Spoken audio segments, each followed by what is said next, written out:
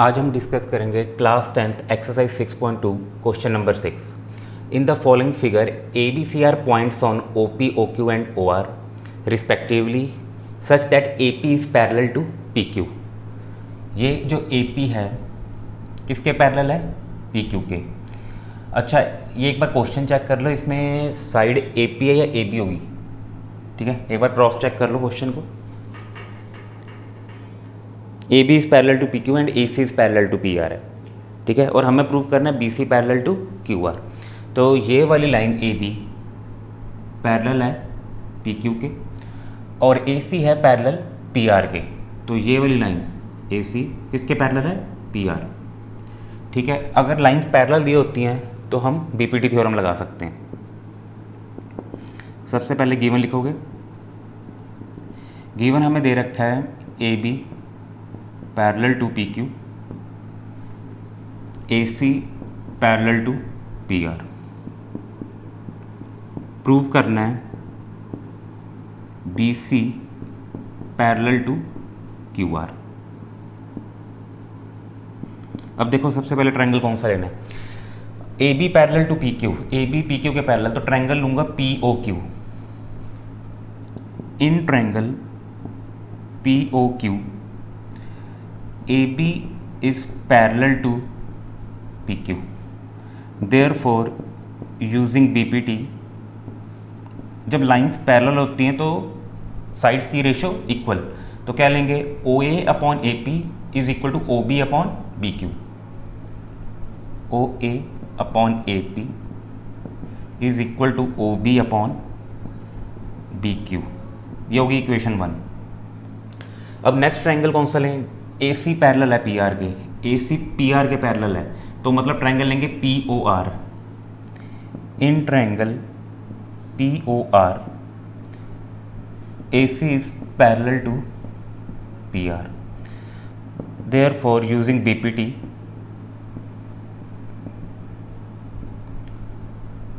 Side हम कौन सी लेंगे? O A upon A P is equal to O C upon C R.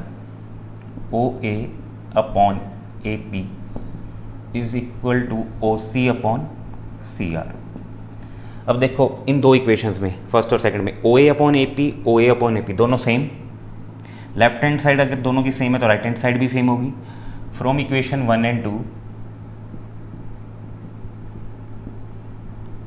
O B upon B Q is equal to O C upon C R. अब देखो, ये O B upon B Q, ये O B upon B Q is equal to O C upon C are, sides ratio में आ गई। तो अगर हम यहाँ पे converse of B P T का यूज़ करें तो ये वाली लाइन बी सी किसके पैरेलल हो जाएगी? क्यू आर के। ठीक है,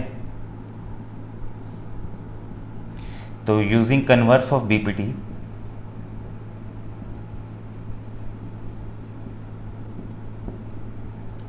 B C is parallel to Q R. यही प्रूव करना था हमें, B C parallel to Q R. ठीक है, ये हो गया 6th question. Next question 7।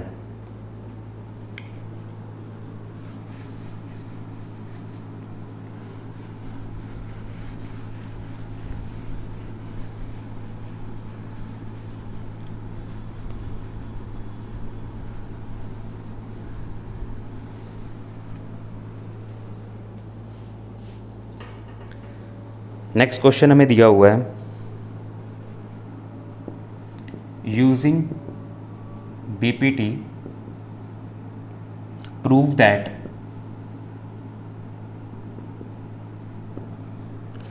a line drawn through the midpoints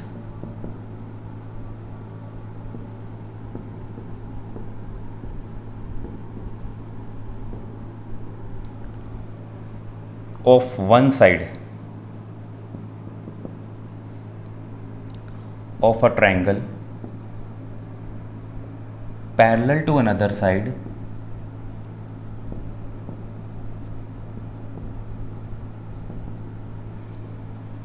bisects the third side।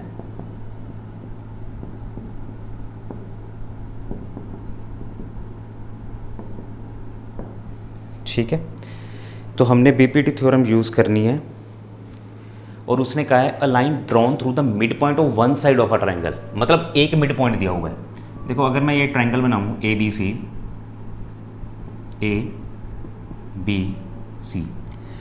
Prove that a line drawn through the mid point of one side. अगर मैं इसका mid point ले लूँ, सपोज ये डी मिड पॉइंट है इसका, और ये लाइन ड्रॉन करी, कहता mid point of one side of a triangle parallel to another side, ये इसके पैरेलल है। कहता बाइसेक्ट्स द थर्ड साइड, मतलब ई जो मतलब ये ए सी को बाइसेक्ट कर रहा है, मतलब मुझे प्रूफ क्या करना है, ई को मिड पॉइंट प्रूफ करना है। ठीक है, देखो कैसे करेंगे। गिवन दे रखा है D E is parallel to B C and D is the mid point.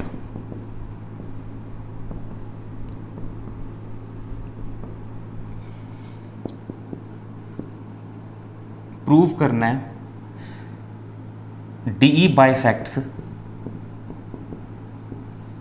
A C, that is A E is equal to E C, ये प्रूव करना है। बाइसेक्ट तभी करेगा जब इक्वल पार्ट्स में डिवाइड करे। अब देखो हिंट दे रखा है यूजिंग बीपीटी, तो हमें बीपीटी तो यूज करनी पड़ेगी। डी किसके पैरेलल दे रखा है, बी सी के। देयरफॉर यूजिंग बीपीटी अगर लाइंस पैरेलल हों तो साइड्स रेशो में होती हैं। A D upon D B is equal to A E upon E C, ये होगी इक्वेशन 1। ठीक है, now D is the mid point,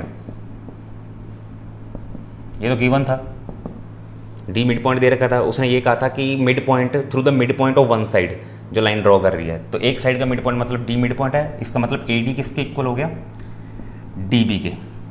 अच्छा, अगर ए डी डी बी के इक्वल है, पुट इन इक्वेशन 1, तो ए डी की जगह पे मैं डी बी लिख रहा हूँ, तो D B upon D B is equal to A E upon E C, ये कैंसिल हो गया, 1 आ गया। This implies A E is equal to E C. अगर मैं क्रॉस मल्टीप्लाई करूँ तो ए ई अगर ई सी के इक्वल है, तो मतलब कि डी ई किसको बाइसेक्ट कर रही है, ए सी को, डी ई बाइसेक्ट्स ए सी। ठीक है, ये हो गया question number 7। Next question,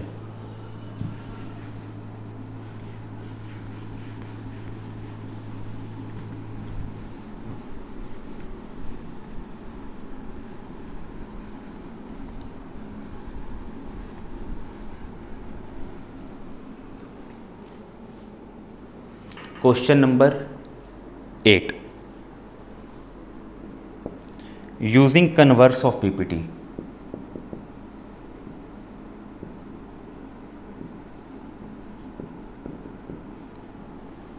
Prove that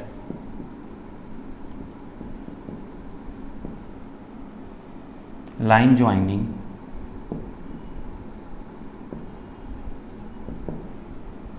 the midpoints of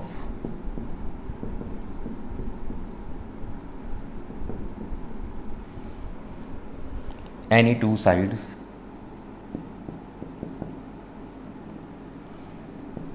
of a triangle is parallel to third side।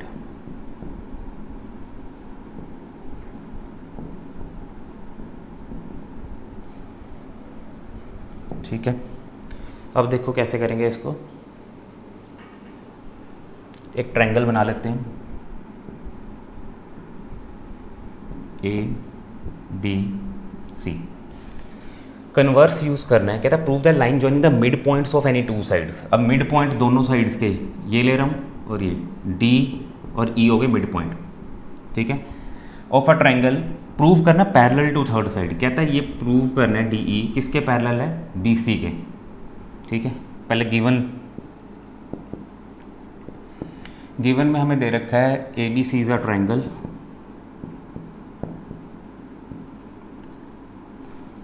in which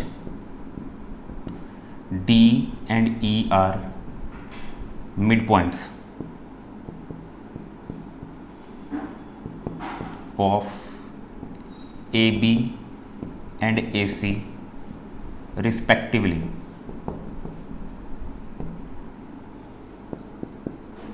prove क्या करना है, पैरेलल, ये प्रूव करना है, prove the line joining the mid point, ये जो लाइन ज्वाइन कर रही है मिड पॉइंट को, इसको प्रूव करना है पैरेलल टू थर्ड साइड, मतलब डी ई पैरेलल करना है प्रूव बी सी के। देखो कैसे करेंगे। अब हमें डी मिड पॉइंट दे रखा है, D is the mid point of A B, this implies A D is equal to D B, और इसी से ही अगर मैं रेशो बनाना चाहूँ A D upon D B किसके इक्वल आ गया, 1 के, ठीक है। ये डी बी मैंने इधर नीचे लेके आ गया और वहाँ 1 बच गया। Similarly E is the midpoint of AC. This implies AE is equal to EC. और अगर मैं ये EC को नीचे ले आऊँ तो AE अपॉन EC की रेशो क्या हो जाएगी, 1, ठीक है। तो from first and second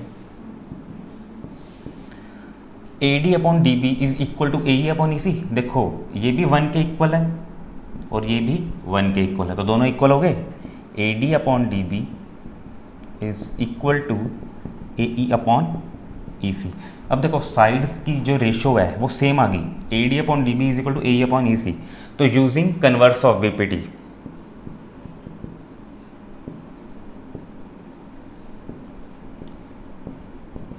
D is parallel to B C, हमें यही प्रूव करना था कि डी किसके पैरेलल है, बी सी के।